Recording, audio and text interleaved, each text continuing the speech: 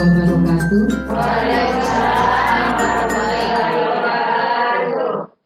Selamat siang Bapak Ibu. Terima kasih sudah meluangkan waktu untuk kegiatan hari ini. Agar kegiatan hari ini berjalan dengan lancar, mari kita berdoa menurut agama dan kepercayaan. Berdoa, persilakan.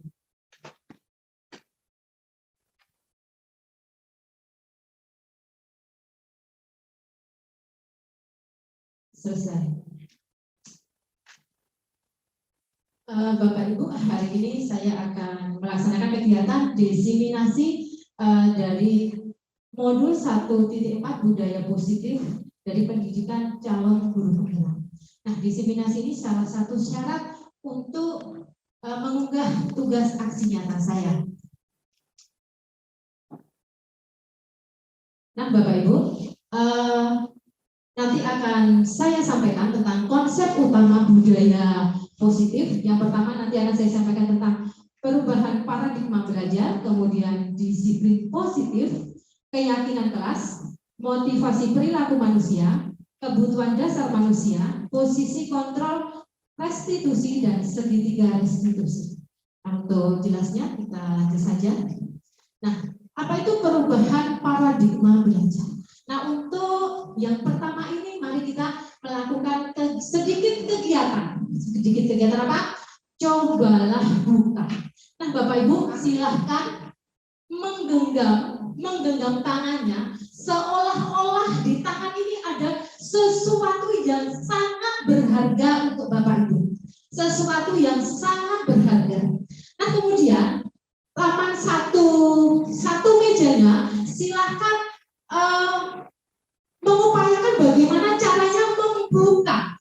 Kira-kira boleh tidak? Ini yang di dalam genggaman ini adalah sesuatu yang sangat berharga. Sesuatu yang sangat berharga. Ayo Bu Darti mungkin bisa buka tangannya Bu Rina, diperbolehkan nggak kira-kira membuka tangannya? Anggaplah di sini ada sesuatu yang sangat berharga bagi Bapak Ibu semuanya. Silakan Bu Badudin. Silakan Pak Syarif. Bagaimana Bapak Ibu? Ayo coba kita coba kembali. Anggap di tangan ini, di genggaman ini adalah sesuatu yang sangat berharga untuk Bapak Ibu. Kira-kira bisa nggak orang lain membukanya? Boleh tidak orang lain membukanya? Kira-kira siapa yang membolehkan membuka ininya yang sesuatu yang berharga tadi? Iya, jadi Bapak Ibu, sesuatu yang sangat berharga ini akan kita pertahankan. Kenapa? Mungkin yang tadi tidak boleh membuka ada alasannya kenapa tidak boleh dibuka. Iya, ada yang bilang Bu Fani ada hal yang sangat berharga. Nah, ini Pak Ibu hasil kira-kira hasil kegiatan yang dilaksanakan seperti ini. Apakah Anda atau B membuka kepala tangan Anda? Mengapa?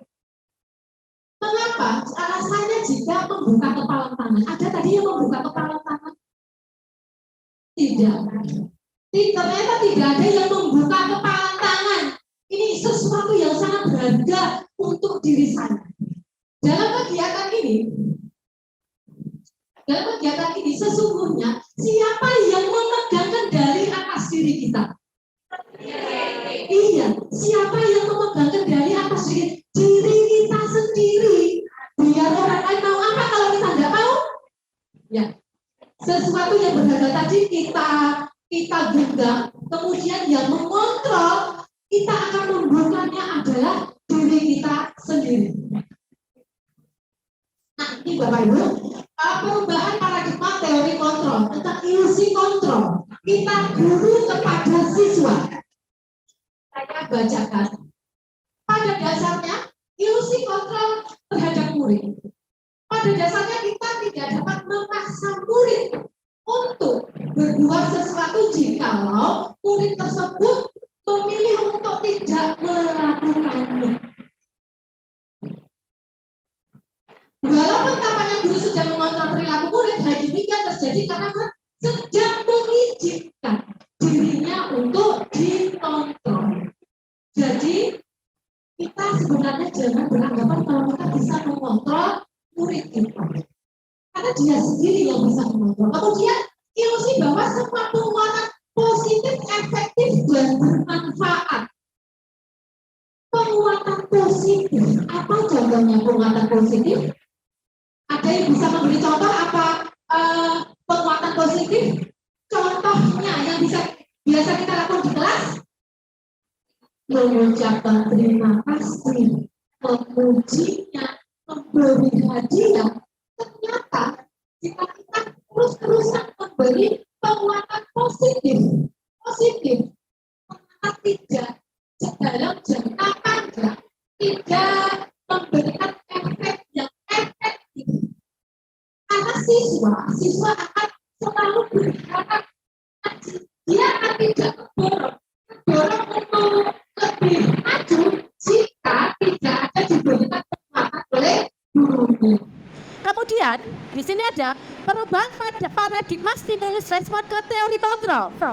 Untuk stimulus respon, realitas kebutuhan kita sama. Kita berpikir bahwa kebutuhan kita sama. Ternyata realitasnya kebutuhan kita adalah berbeda. Kebutuhan saya pasti berbeda dengan Pak Syarif, berbeda dengan Bu Damaris dan lain-lainnya.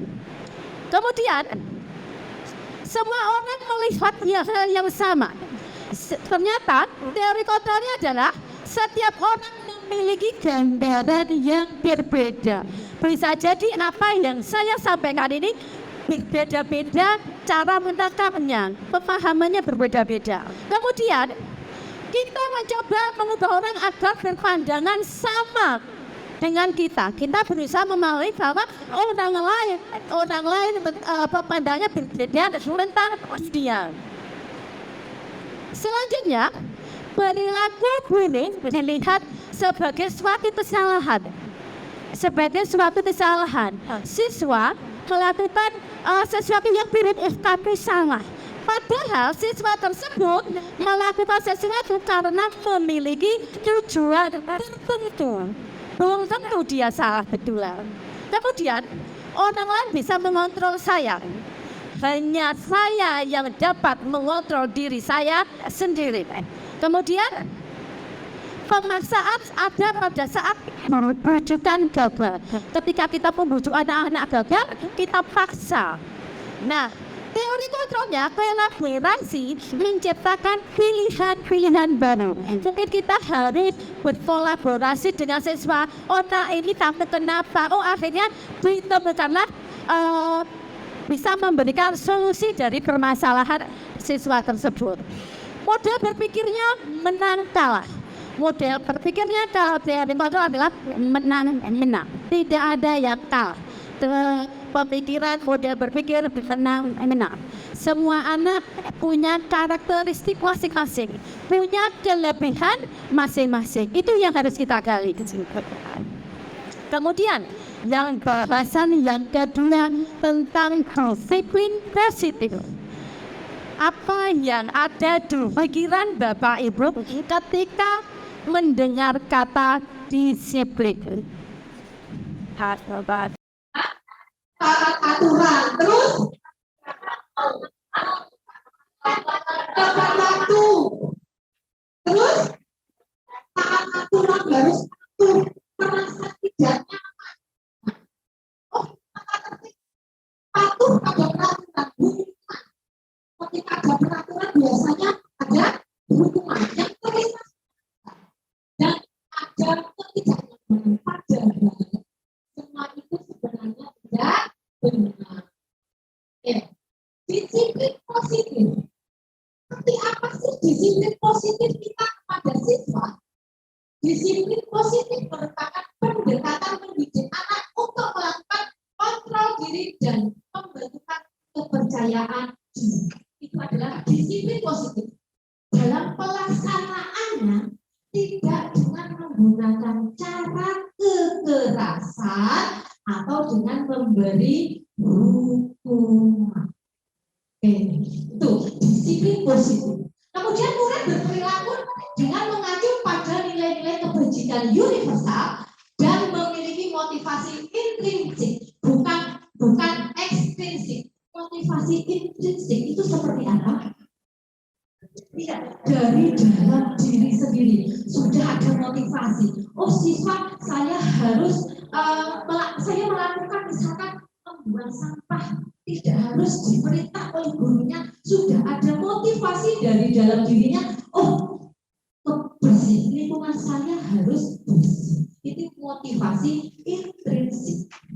Kemudian disiplin positif merupakan unsur utama dalam terwujudnya budaya positif yang dicita-citakan oleh sekolah. Jadi disiplin positif dulu, baru nanti ke budaya positif. Kemudian tadi ada kebajikan universal. Apa itu kebajikan universal? Nilai-nilai kebajikan universal adalah nilai-nilai kebajikan yang disepakati bersama, lepas dari suku, bangsa, agama, bahasa maupun latar belakang.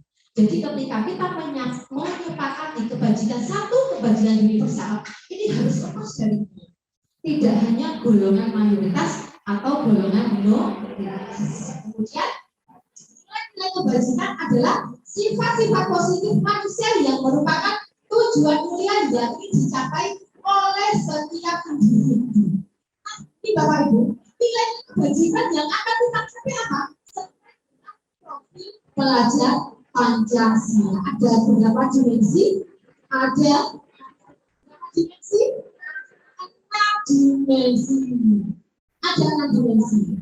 Beriman dan bertakwa dan rasa mulia, berkebinekaan global, bergotong royong, kreatif, bernalar kritis, dan mandiri. Insya Allah benar-benar kita semua bisa untuk mencapai itu. Kemudian yang selanjutnya adalah keyakinan kelas. Ini agak mungkin baru ya, keyakinan kelas. Mengapa harus keyakinan kelas? Mengapa tidak peraturan kelas saja? Kenapa tidak peraturan kelas saja? Bapak Ibu, mohon dijawab. Ada 2 pertanyaan ini. Mohon silakan dibaca. Mengapa kita memiliki peraturan tentang penggunaan helm saat mengendarai kendaraan bermotor? Kemudian, mengapa kita memiliki peraturan tentang penggunaan masker dan mencuci tangan? Ada yang bisa menjawab? Kenapa kita harus pakai helm? Untuk keselamatan kita. Kenapa kita harus pakai masker? Untuk keselamatan, untuk kesehatan kita. Nah, ini tadi, mengapa keyakinan kelas? Mengapa tidak peraturan kelas saja? Ini tadi apa? Untuk keselamatan kita. Yang ini untuk kesehatan dan keselamatan kita. Itulah yang namanya keyakinan. Nilai-nilai keselamatan atau kesehatan inilah yang kita sebut dengan suatu keyakinan. Ketika kita memakai helm, kita yakin akan selamat. Akan selamat ketika misalkan terjadi hal-hal yang tidak diinginkan. Dengan memakai masker kita yakin kita bahwa akan lebih sehat daripada yang tidak memakai masker. Nah ini keyakinan yaitu nilai-nilai kebajikan universal yang disepakati secara tersirat dan tersurat lepas dari latar belakang suku, negara, bahasa maupun agama. Makanya ketika kita menyusun suatu keyakinan kelas, kita tidak boleh membedakan golongan yang saya sampaikan tadi, minoritas dan mayoritas, harus universal. Kemudian pembentukan keyakinan kelas atau sekolah. Bapak Ibu, mohon perhatiannya, ada beberapa hal. Ini sebaiknya saya mengajak semua kelas untuk menyusun keyakinan kelas masing-masing. Keyakinan kelas bersifat lebih abstrak daripada peraturan yang lebih rinci dan konkret. Biasanya peraturan, jangan begini, dilarang begitu. Ya, jadi kalau keyakinan kelas tidak seperti itu. Kemudian keyakinan kelas berupa pernyataan universal yang positif, jangan membuat yang negatif. Kemudian keyakinan kelas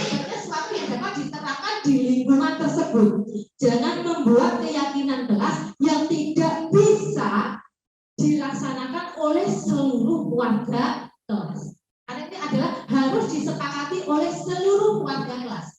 Kemudian pernyataan keyakinan kelas senantiasa dibuat dalam bentuk positif.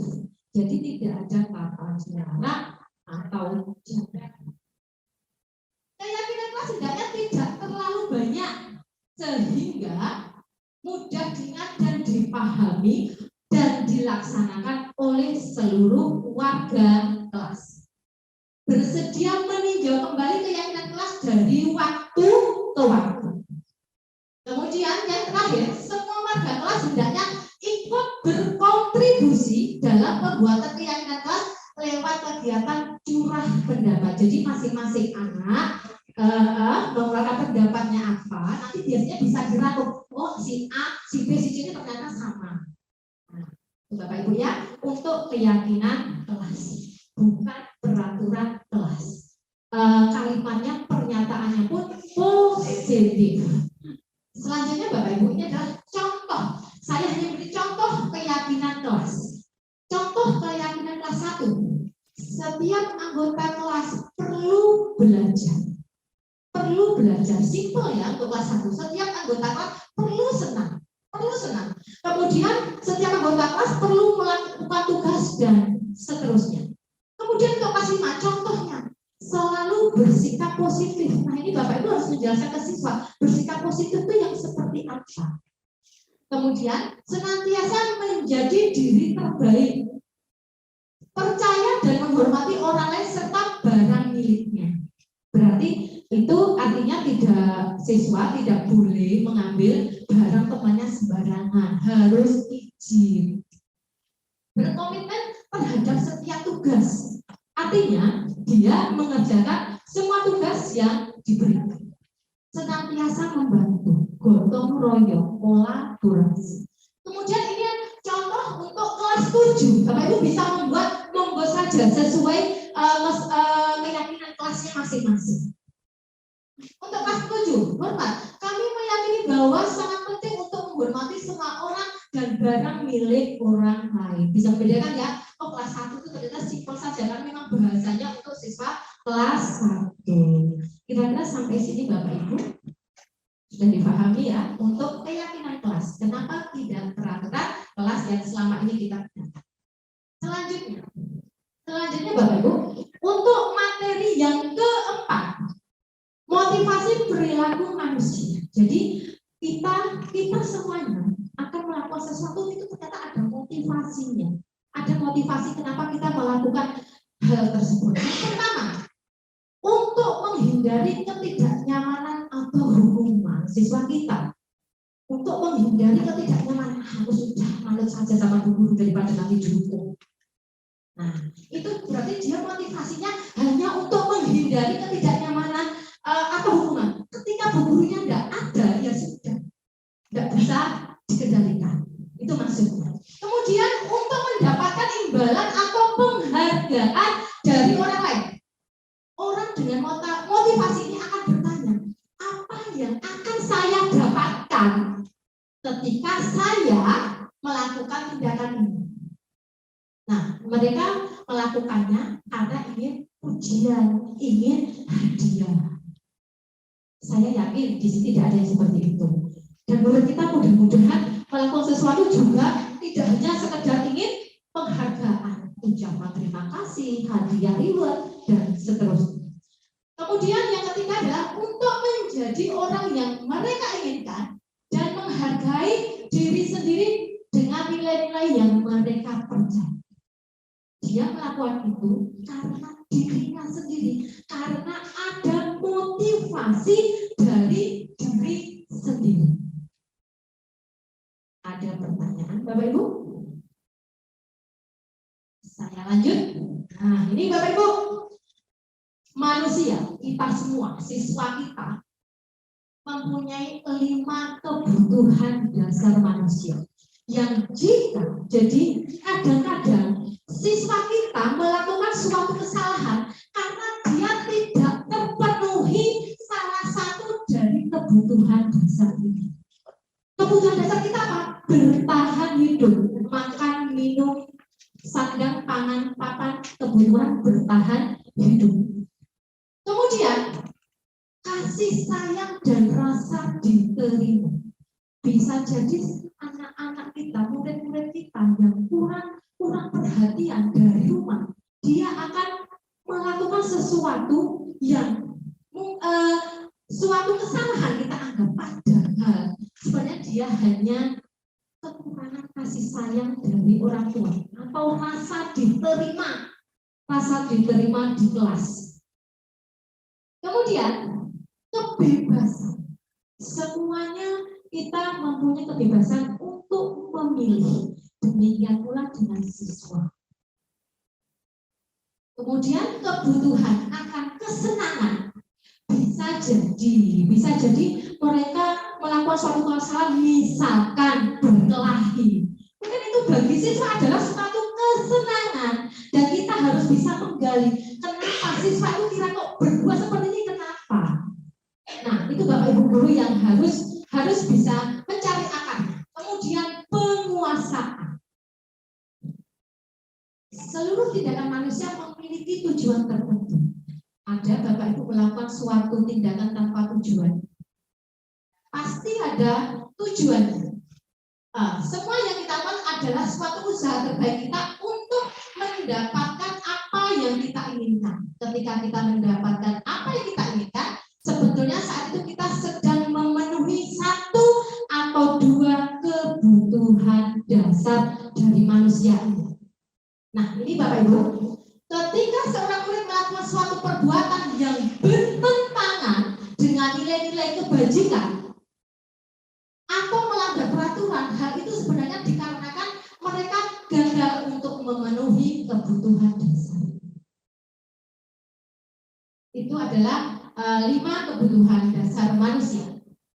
Kemudian posisi kontrol restitusi. Sebelum kita lanjut, apa sih itu restitusi? Restitusi merupakan proses menciptakan kondisi bagi murid untuk memperbaiki kesalahan mereka sehingga mereka bisa kembali pada kelompok mereka dengan karakter yang lebih kuat.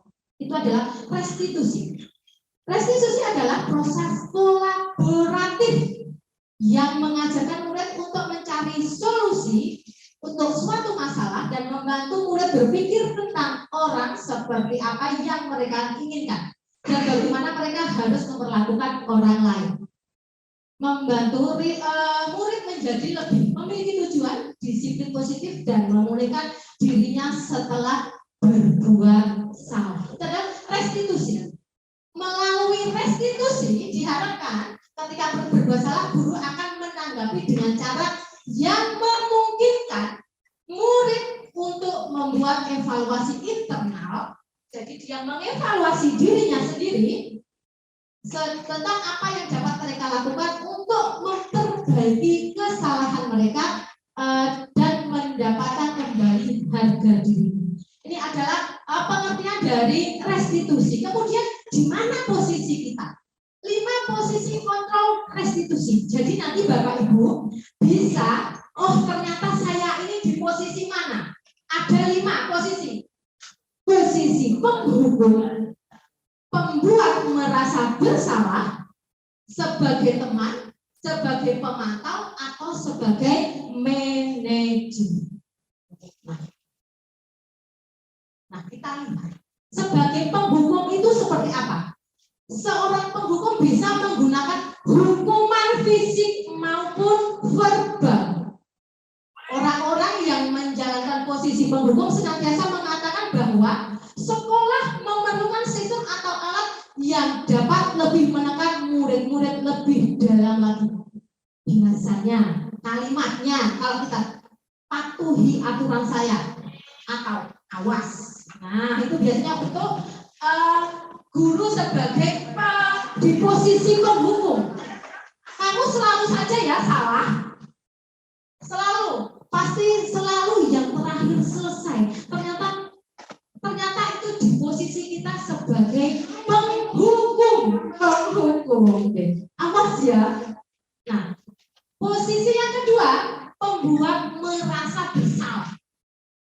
Pada posisi ini biasanya guru akan bersuara lebih lembut Pembuat rasa bersalah akan menggunakan keheningan yang membuat orang lain merasa tidak nyaman, bersalah atau rendah diri. Kata-kata yang biasa keluar, ibu sangat kecewa. Ibu sangat kecewa dengan perbuatan kalian. Berapa kali ya ibu harus kasih tahu kalian tentang masalah ini? Nah, ternyata itu membuat merasa bersalah dan merasa murid itu apa? Rendah diri, tidak nyaman. Apakah kira-kira tidak di situ? Kemudian posisi sebagai teman.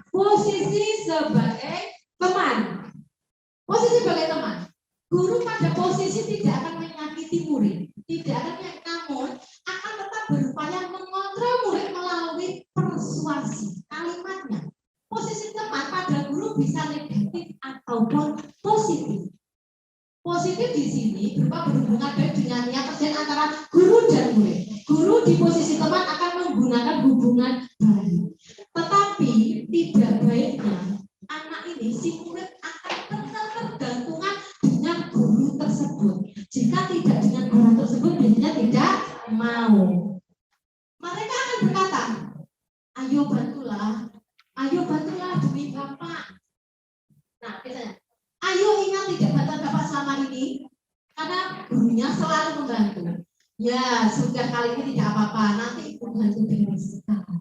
Ternyata itu hubungan kita dengan murid sebagai teman, dan efek jangka panjangnya, yaitu murid tersebut akan maunya dengan guru tersebut. Ketergantungan. Dan posisi kita sebagai pemantau. Memantau berarti mengawasi.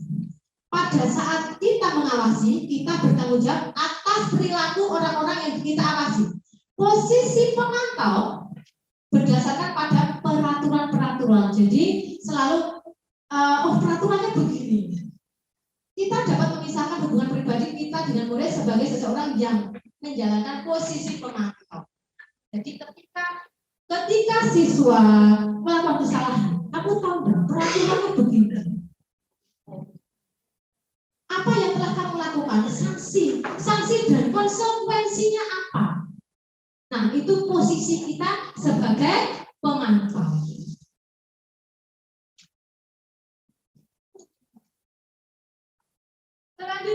Selanjutnya posisi sebagai manajer. Pada posisi manajer adalah posisi di mana guru berbuat sesuatu bersama dengan murid, mempersilahkan murid mempertanggungjawabkan perilakunya, mendukung murid agar dapat menemukan solusi atas permasalahannya sendiri. Murid diajak untuk menganalisis kebutuhan dirinya dan memperbaiki kesalahan yang ada. Jadi ketika di posisi manajer, seorang manajer akan berkata, apa yang kamu yakini? Itu satu keyakinan keras. Kemudian, apakah kamu meyakininya? Jika kamu meyakininya, apa yang akan kamu lakukan? Apa solusi? Jadi berkolaborasi dengan siswa memecahkan permasalahan yang diperbuat oleh siswa itu tadi. Tugas manajer bukan untuk mengatur perilaku seseorang. Kita membimbing murid tersebut untuk dapat agar murid tersebut dapat mengatur dirinya sendiri. Itu ketika posisi sebagai manajer. Nah, kita sebagai guru diharapkan posisi kita adalah sebagai manajer.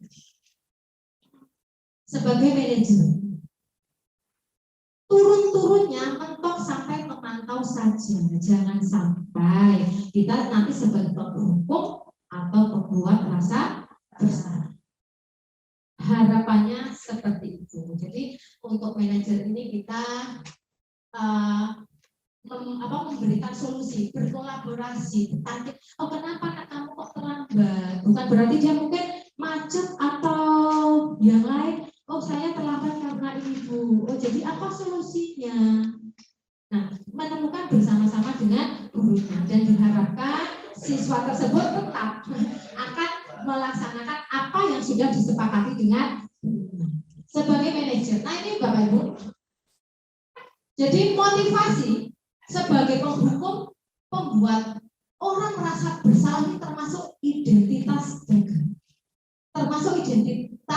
Kemudian identitas sukses di teman, pemantau, dan manajer. Tetapi di posisi teman atau pemantau itu masih masuk, kita perlu dukungan atau perlu motivasi dari orang lain, sehingga masuknya di motivasi yang ekstrinsik. Tetapi ketika kita di manajer, nah menghargai diri sendiri. Saya bacakan. Untuk posisi penghukum, guru berbuat biasanya dengan menghardik, menunjuk-nunjuk, menyakiti, dan menyindir. Itu sebagai penghukum. Kemudian membuat orang merasa bersalah biasanya dengan menceramahinya, dengan dan mengatakan seharusnya kamu begini, ibu kecewa. Itu kita ada di posisi membuat orang merasa bersalah. Kemudian sebagai teman membuatkan alasan-alasan untuk muridnya. Dan sebagai pemantau menghitung dan mengukur, dia punya data. Sebagai pemantau punya data. Oh, si anak ini melanggar ini sekian kali, konsekuensinya ini. Nah, itu sebagai pemantau. Nah, sebagai manajer kita mengajukan pertanyaan-pertanyaan kepada murid. Kenapa nak kamu tidak ngerjakan PR? Kenapa nak begini? Terus keyakinan kelas kita yang mana kira-kira yang tidak sesuai? Kemudian nanti apa ya, solusi apa? Nah itu sebagai manajer. Kemudian guru berkata sebagai penghukum, kalau kamu tidak melakukannya, awas ya, rasakan. Nah itu sebagai penghukum. Kemudian sebagai pembuat rasa bersalah, kamu seharusnya sudah tahu. Ibu lelah sekali mengatakannya. Nah itu ibu stres. Nah itu jadi anak itu merasa bersalah ya, merasa bersalah. Dia akan rendah diri. Kemudian sebagai teman, ayolah lakukan ini demi ibu. Ibu nanti dimarahi sama kepala sekolah. Nah masa kamu tidak mau? Ingat yang pernah aku dulu. Nah jadinya mungkin. Kemudian untuk pemantau, apa peraturannya? Jika datang ke sekolah lambat, oh ini melanggar ini, hukumannya ini, konsekuensinya ini. Nah itu sebagai pemantau. Nah sebagai manajer seperti apa? Apa yang kita yakini? Apa yang bisa kau kerjakan untuk memperbaiki masalah ini? Itu sebagai manajer. Kemudian hasilnya, ketika kita akan bertindak sebagai penghukum, hasilnya siswa akan memberontak, menyalahkan orang lain, bisa juga dia harus berbohong untuk menutupi kesalahan. Kemudian sama untuk membuat merasa bersalah, dia akan menyembunyikan, menyangka, dan juga bisa juga berbohong tidak melakukan kesalahan. Kemudian untuk sebagai teman, dia akan merasa ketergantungan terhadap guru tersebut. Kemudian sebagai pemantau menyesuaikan diri bila diawasi. Jika tidak diawasi, bagaimana? Kemudian sebagai manajer, maka siswa tersebut akan menguatkan pribadi siswa yang melakukan kesalahan tersebut.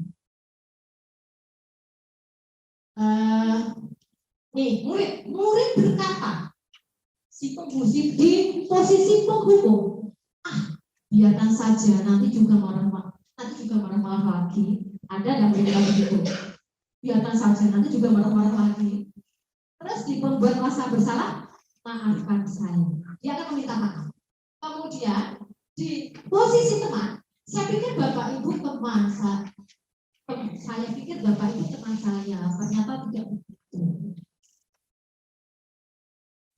Berapa banyak bintang yang saya harus peroleh, berapa halaman yang harus saya tulis itu ketika di posisi pemantau. Kemudian di posisi manajer, bagaimana caranya saya biar memperbaiki keadaan. Jadi dia berkolaborasi dengan guru, bagaimana caranya agar dia tidak terulang lagi kesalahan tersebut.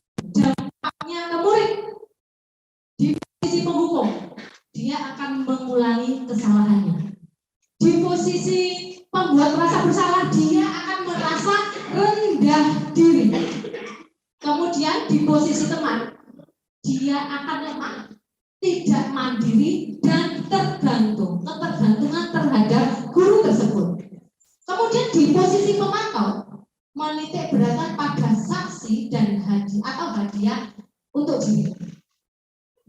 Di posisi manajer, murid tersebut akan mengevaluasi diri bagaimana cara memperbaiki diri. Nah, kira-kira kita bisa sudah tahu di mana kira-kira posisi kita selama ini.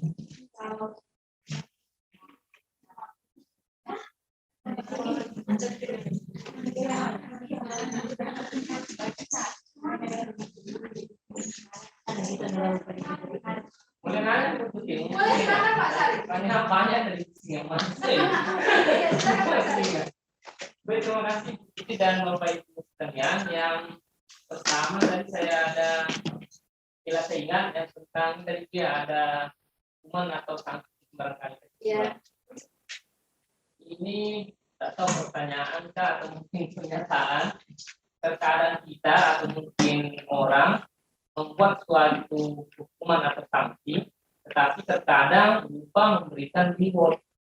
Jadi hanya misalnya ketika kamu terlambat, ketika Anda terlambat, ini loh sanksinya. Tetapi ketika misalnya secara tepat waktu atau mungkin lebih awal, terkadang kita lupa memberikan reward. Nah itu lupa terkadang. Contoh ya, nggak usah jauh-jauh. Misalnya selfie, Anda terlambat 1 menit, ada potongannya ini. Tapi ketika Anda misalnya datang cepat, itu ada rewardnya. Contoh kecil. Sama.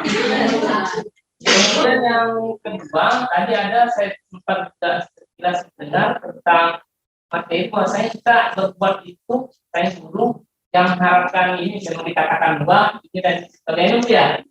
Tapi tadi di 5 dasar kebutuhan seorang manusia, di situ sempat juga masuk salah satunya adalah kebutuhan dasar manusia itu ingin mendapatkan semacam penghargaan atau ucapan kalau nggak salah ya dari 5 kebutuhan ini ada apa namanya itu ada kesenangan itu pokoknya ada ini semacam apa namanya pengakuan dari orang lain ketika itu merasa senang maka itu termasuk salah satu kebutuhan dasar dari seorang manusia itu.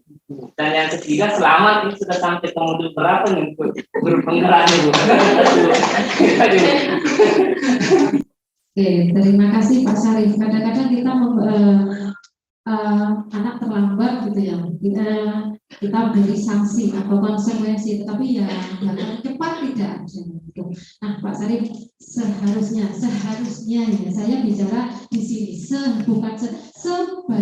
sebaiknya kita ketika konsekuensi atau hukuman diberikan kepada anak, kita harus mencari tahu dulu akar dari masalahnya itu apa. Misalkan anak hari ini terlambat, besok lagi terlambat. Itu kan pasti ada sesuatu yang mungkin menyebabkan dia tidak bisa datang ke sekolah. Nah itu yang wajib akarnya dulu kita cari tahu. Baru setelah itu sebaiknya kita bisa mencarikan solusi bagaimana untuk siswa yang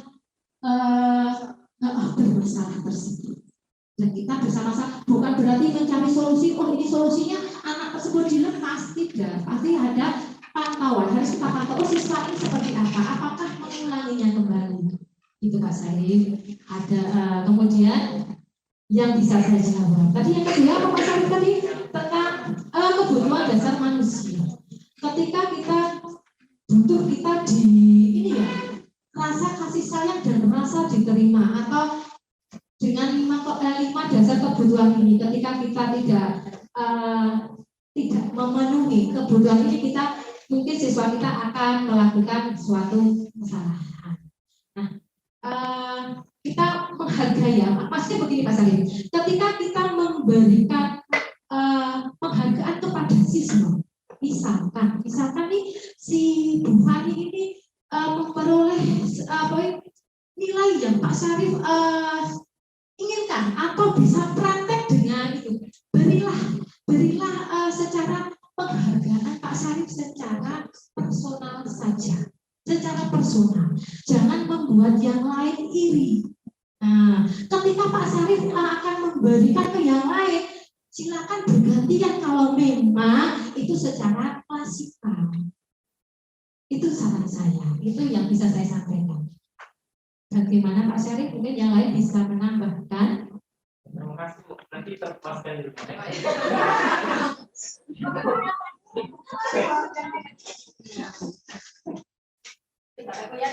Yang 5 posisi kontrol kita. Nah sekarang segitiga restitusi. Nah sebaiknya kita dalam menyelesaikan suatu permasalahan apapun dengan siswa kita bisa menerapkan segitiga langkah yang ada di segitiga restitusi ini.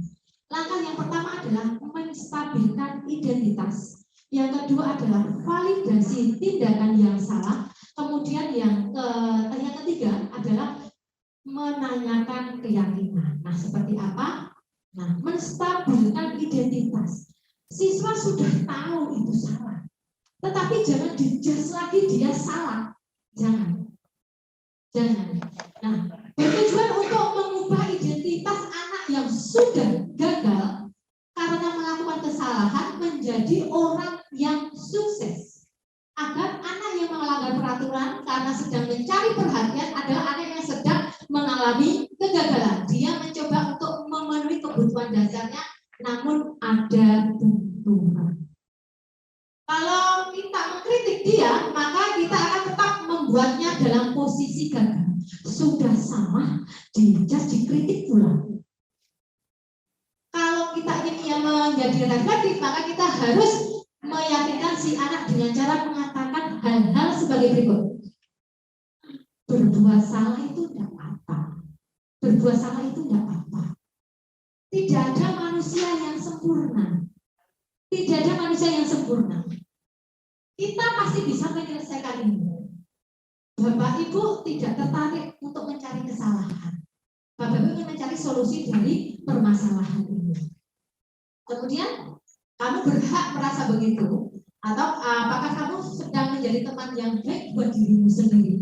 Hal-hal yang seperti ini, menanyakan seperti ini kepada siswa yang memang sudah merasa bersalah, dia tidak akan merasa semakin bersalah, semakin rendah diri. Itu adalah langkah yang pertama kita lakukan adalah menstabilkan identitas dari siswa tersebut.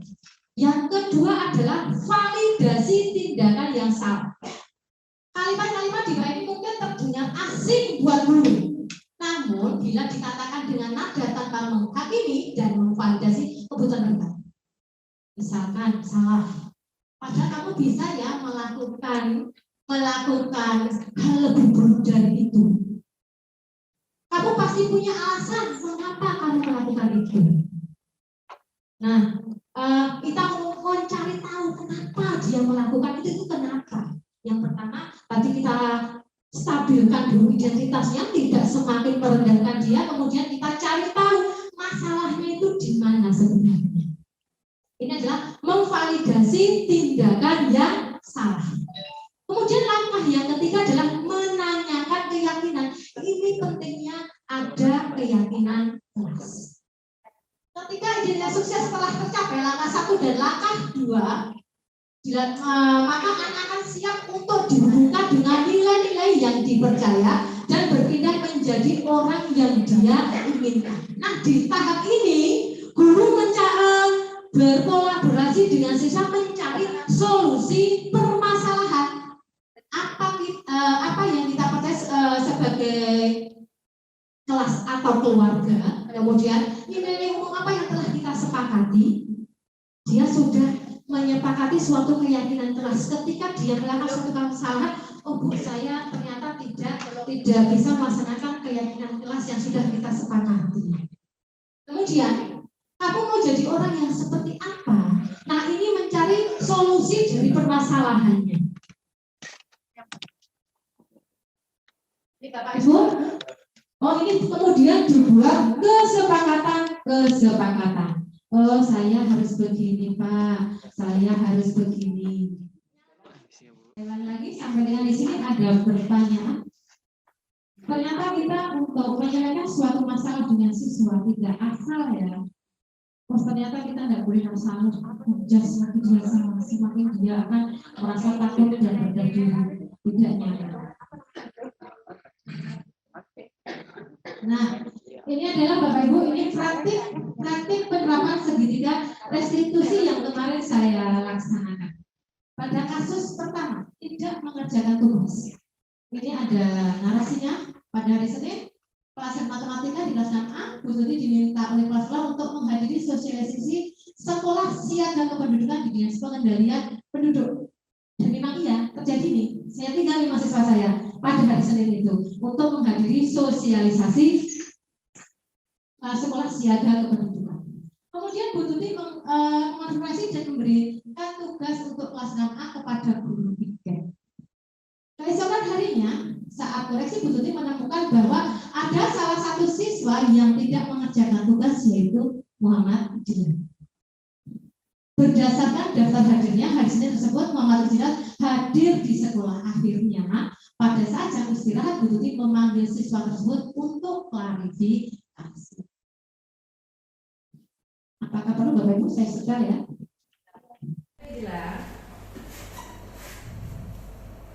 Apakah Jilan tahu kenapa dipanggil di sini? Mungkin berkaitan dengan tugas matematika, Bu. Nah, hari Senin kemarin Jilan masuk sekolah ya? Ya, saya masuk, Bu, tetapi saya tidak mengumpulkan tugas. Nah, itulah. Setiap orang pasti pernah melakukan kesalahan. Nah, ibu pun juga pernah melakukan kesalahan. Namun, ibu punya alasan kenapa melakukan kesalahan tersebut. Nah, kira-kira apa alasan Ijla tidak mengumpulkan tugas matematika kemarin? Saya menonton sepak bola Piala Dunia bersama kakak saya hingga jam 12 malam, sehingga saat jam pelajaran saya mengantuk dan tertidur. Nah, Ijla masih ingat tentang keyakinan kelas yang sudah kita sepakati? Masih, Bu. Nah, kira-kira keyakinan kelas yang mana yang tidak sesuai dengan perbuatan jelas tersebut? Bertanggung jawab, Bu. Nah, Ijla sudah tahu jika perbuatan yang Ijla lakukan tersebut tidak sesuai dengan keyakinan kelas yang sudah kita sepakati. Nah, kira-kira apa solusi yang Ijla lakukan untuk mengatasi kesalahan tersebut? Ya, Bu, yang pertama saya meminta maaf karena tidak mengerjakan tugas, dan yang kedua saya berjanji tidak akan tidur larut malam, dan yang ketiga saya akan mengerjakan tugas yang diberikan Ibu dan besok akan saya kumpulkan. Oke, terima kasih Ibu mengapresiasi tanggung jawab Ijla. Lakukan dengan baik dan Ijla boleh kembali istirahat. Dan dulu Aurel. Apakah Aurel tahu kenapa Aurel dipanggil ke sini? Mungkin karena saya tidak mengikuti ekskul pramuka. Hari Sabtu kemarin Aurel tidak ikut ekskul pramuka ya? Ya, Bu, Sabtu kemarin saya tidak mengikuti ekskul pramuka karena diajak ayah saya jalan-jalan ke Bontang. Wah, senang ya jalan-jalan ya. Ibu juga senang kalau jalan-jalan. Nah, tapi kira-kira apa yang Aurel lakukan itu sudah sesuai dengan peraturan sekolah atau belum? Tidak, Bu, karena saya tidak mengikuti ekskul pramuka tanpa izin terlebih dahulu.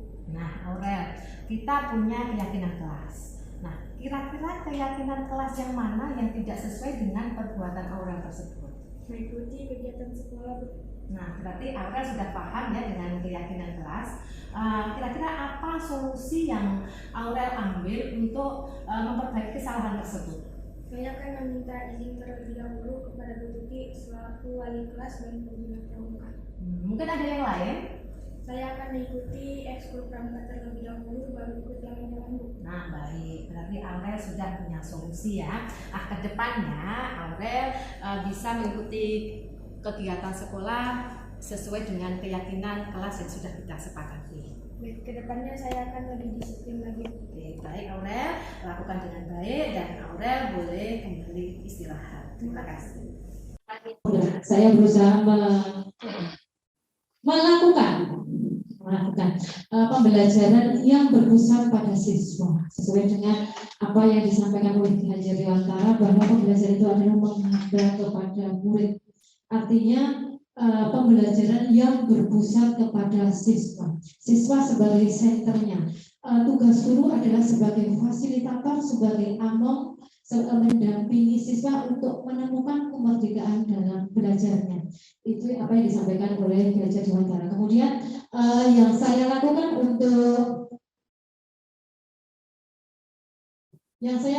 pembelajarannya berpusat pada siswa antara lain ini ketika pembelajaran bangun ruang.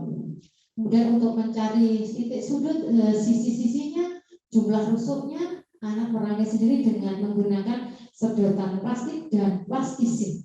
Di sini saya mendapatkan ilmu, mendapatkan apa yang tidak saya peroleh ketika saya menyampaikan pengetahuan seperti ini. Siswa, ada seorang siswa saya si A, secara hitungan dia tidak mampu, bukan tidak mampu, kurang. Kemudian ketika dia mengerjakan praktik seperti ini luar biasa. Ternyata saya mengajarkan, dipotong sedotannya, kemudian dirangkai pakai plastisin. Dia tidak, dia menggunakan sedotan yang dilipat-lipat sendiri tapi jadi tanpa menggunakan plastisin. Ternyata siswa tersebut ketika mungkin bakatnya adalah di praktik-praktik atau di PJOK atau yang lain. Bukan berarti kita menyampaikan tidak belajar matematika, tidak. Tetapi kita seharusnya menggali potensi anak tersebut, apa kekuatannya, apa kekuatan siswa tersebut. Kemudian ini saya dapat ketika ini operasi hitung bilangan bulat, penjumlahan dan pengurangan bilangan bulat menggunakan apa itu namanya, saya buat apa namanya, apa Pak Kali? Dia harus maju ketika positif, dia maju sekian kali, ketika mengurangi dia harus berbalik dan seterusnya. Ternyata ketika dia tidak menggunakan ini bisa langsung sekian dikurangi sekian, dia paham dengan kegiatan ini, operasi hitung bilangan bulat. Nah, ini ketika saya gunakan kartu pecahan di materi operasi hitung campuran, dan ini sama, ini adalah operasi hitung bilangan bulat. Itu adalah beberapa kegiatan yang telah saya lakukan ketika mengikuti pendidikan guru penggerak, yaitu dengan pembelajaran yang berpusat kepada siswa. Ada pertanyaan mungkin sebelum saya akhiri? Ada pertanyaan Bapak Ibu? Iya, Bu Julia, silakan.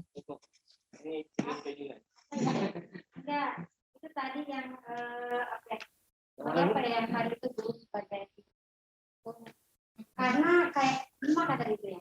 Ya, ada 5 posisi kontrol guru. Saya ini soalnya saya melihat tadi kayaknya saya tuh yang 5 itu pernah semua saya lakukan. Apakah saya sendiri merasa ya diri saya sendiri, apakah saya harus memilih salah satunya di situ, terus bagaimana caranya, karena saya merasa semuanya itu pernah saya lakukan. Dan dalam sehari itu kadang ini mungkin setiap anak itu, kadang saya sebagai manajer, kadang juga sebagai hukum, kadang juga itu. Jadi saya secara spontan melakukan. Apakah saya memilih salah satu, terus bagaimana caranya? Terima kasih Bu Jum untuk pertanyaannya. Jadi Bu Jum sudah melakukan semuanya kelimanya. Sebaiknya Bu Jum tidak ada sesuatu yang instan ya. Ketika kita di posisi seringkali jadi penghukum, kita harus berusaha. Seharusnya guru adalah di posisi manajer. Iya, di posisi manajer. Mentok-mentok nanti turun ketika itu mentoknya ke pemantau. Tetapi sebaiknya adalah di posisi manajer. Memang tidak ada yang tidak ada yang instan kita latihan dulu. Kita sebagai manajer tidak sekali berhasil, kita ulangi lagi. Karena baru hari ini baru saya tahu. Iya. Semoga ini yang saya sampaikan tadi bermanfaat untuk semuanya. Ada pertanyaan lagi untuk yang lain? Istilahnya, dia dimarahin sama direkturnya, Bu. Jadi direkturnya apa nih direktur lainnya? Kena marah aja kita ya. Paling maksudnya. Mungkin ada pertanyaan yang lain. Sebaiknya yang pertama ya, kita kita nanti ke depannya kita membuat keyakinan kelas masing-masing, keyakinan kelas. Kemudian kita ubah yang biasanya yang jangan dilarang itu menjadi sesuatu yang positif. Nanti lama-lama akan terbiasa. Bukan berarti kita untuk di 5 positif ini kita memang harus latihan. Ketika latihan gagal, nanti suatu saat pasti berhasil. Ya, Bu, bukan masalah.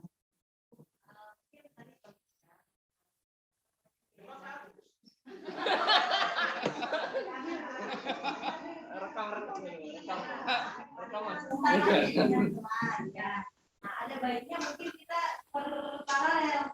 Nih, kelas 1 mau berdiskusi, konsepnya apa yang kita buat jadi keyakinan kita dan seterusnya. Kemudian, tapi pertanyaan saya itu, ketika dulu kita buatnya peraturan atau kesepakatan kelas, kita sertakan dengan konsekuensi atau sanksi. Berarti di dalam keyakinan kelas ini tidak boleh lagi ada konsekuensi gitu. Sanksi atau konsekuensi? Konsekuensi. Ya. Misalkan itu ada sanksi, kita upayakan, kita nanti latihan ya. Nggak mungkin anak-anak serta-merta kita keyakinan kelas sesama anak baik-baik semua gitu. Ketika ada masalah, kembalikan lagi keyakinan mana yang sudah kita sepakati, mana yang tidak sesuai dengan yang kamu sudah kamu laksanakan yang mana. Itu perlahan-lahan memang semuanya itu tidak instan ya, tidak bisa kita berproses pasti. Nah kemudian Bapak yang tadi keyakinan kelas kita bikin berjenjang saja, mungkin untuk yang bisa dengan berjenjang. Nah, Bapak yakin kebutuhan kelas tadi sama dengan kebutuhan kelas keyakinan kelas 4. Mungkin sesuatu yang universal saja, mungkin kayak bisa sama, tetapi ada hal-hal mungkin spesifik yang nanti ke kelas 4D monggo saja. Nah sebenarnya keyakinan kelas kita itu mengacu kepada budaya positif sekolah kita. Kita belum brandnya sekolah itu apa? Brand sekolah itu apa? Jadi kita menggiring siswa untuk ke arah sebenarnya ada baiknya, tidak hanya kayak ini tadi kan keyakinan, tidak hanya keyakinan kelas ya, keyakinan sekolah.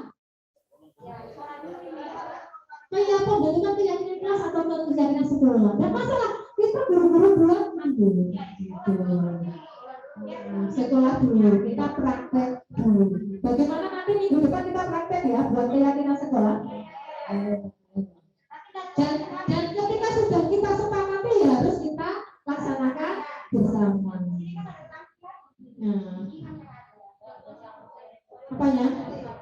Contoh tadi. Nah ini contohnya Bapak. Kalau kelas 1 ya bahasanya yang simpel saja dan mungkin sama seperti kelas 7. Oh ini gurunya menjelaskan. Oh kita setiap anggota kelas perlu saling menghargai. Itu yang seperti apa? Nah, jadi nanti ketika anak-anak ini misalkan ada masalah kelahi misalkan biasa di kelas ya kelahi. Oh nak tunjukkan. Kira-kira keyakinan kelas mana yang tidak sesuai? Insya Allah kita berproses kita akan bisa ke arah sana.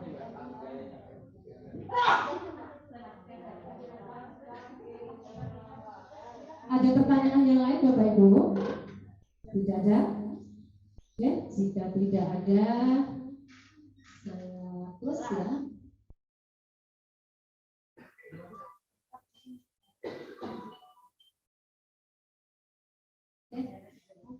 Jika tidak ada pertanyaan lagi, saya akhiri. Sebelum saya akhiri, saya ucapkan terima kasih atas waktu yang diberikan. Terima kasih semuanya. Saya akhiri. Assalamualaikum warahmatullahi wabarakatuh.